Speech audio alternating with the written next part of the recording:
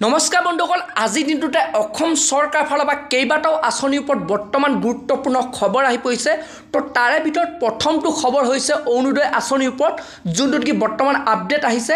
তো আপোনালোক যিসকল মহিলাই আপোনালোকে এইবাৰ যোনটো নেকি অৰুণোদয় আঁচনি টকা লাভ নকৰিলে, আপুনি যদি আগৰে পৰাই লাভ কৰি আহিছিলে, যদি আপোনালোকে এইবাৰ আপোনালোকে সেই যোনটো নেকি অৰুণোদয় আঁচনি টকা লাভ নকৰিলে, নতুন যিসকলে আবেদন কৰিছিলে সেইসকলেও যদি আপোনালোকে এইবাৰ অৰুণোদয় আঁচনি টকা লাভ নকৰিলে, তো তেতিয়াহ'লে বন্ধুসকল আপোনালোকে এতিয়া যোনটো নেকি 10 নৱেম্বৰ যোনটো নেকি খবৰ আহিছে, তো 10 নৱেম্বৰ পাছত আপোনালোকে আবেদন কৰিব লাগিব যে আপুনি সেই টকা লাভ কৰা নাই। তো বন্ধুসকল আপোনালোকে আবেদন কৰাৰ পিছত আপোনালোকৰ ডকুমেণ্টছসমূহ চেক কৰা হ'ব, তো কি কাৰণে আপোনালোকে সেই টকাটো পোৱা নাই।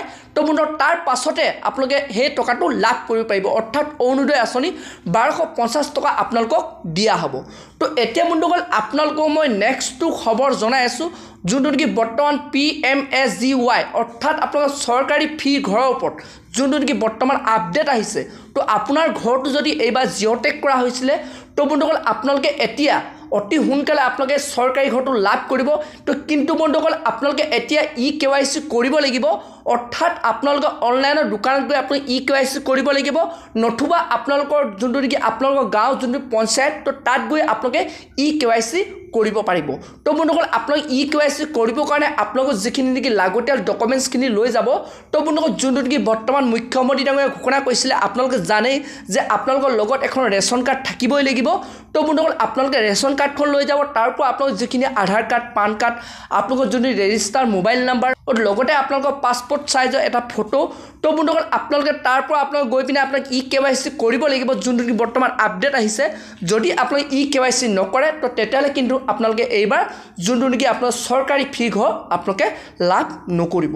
তো এতিয়া বন্ধুসকল আপোনালোকক মই নেক্সটটো খবৰ জনাইছোঁ, বৰ্তমান যোনটো নেকি আপোনালোকৰ যিসকল আপোনালোকৰ ঘৰত আপোনালোকৰ ৰেচন কাৰ্ড আছে, যিসকলৰ ঘৰত ৰেচন কাৰ্ড আছে, তো বন্ধুসকল যোনটো নেকি বৰ্তমান মুখ্যমন্ত্ৰী ডাঙৰীয়াই ঘোষণা কৰিছে, আগতে আপোনালোকে যিহেতু আপোনাৰ চাউল লাভ কৰিছিলে, তো বন্ধুসকল আপোনালোকে এতিয়া আপোনালোকৰ লগত যদি এখন ৰেচন কাৰ্ড আছে, তো বন্ধুসকল আপোনালোকে এতিয়া চাউলৰ বাহিৰেও আপোনাৰ কেইবাটাও সামগ্ৰী আপোনালোকে লাভ কৰিব।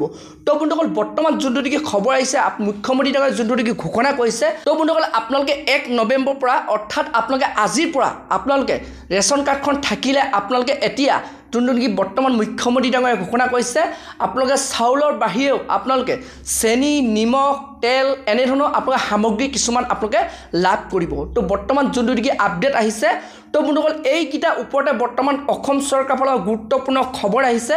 তো বন্ধুসকল আজি ভিডিঅ'টো ইমান আছিল। আপোনালোকে যদি আৰু এনেধৰণৰ ইনফৰ্মেশ্যন বা এনেধৰণৰ খবৰবোৰ যদি জানিব বিচাৰে, চেনেলটো লাইক এটা কৰি থ'ব, পাৰিলে ছাবস্ক্ৰাইব এটা কৰি দিব, লগতে আপোনালোকে বেল আইকনটো অন কৰি ৰাখিব।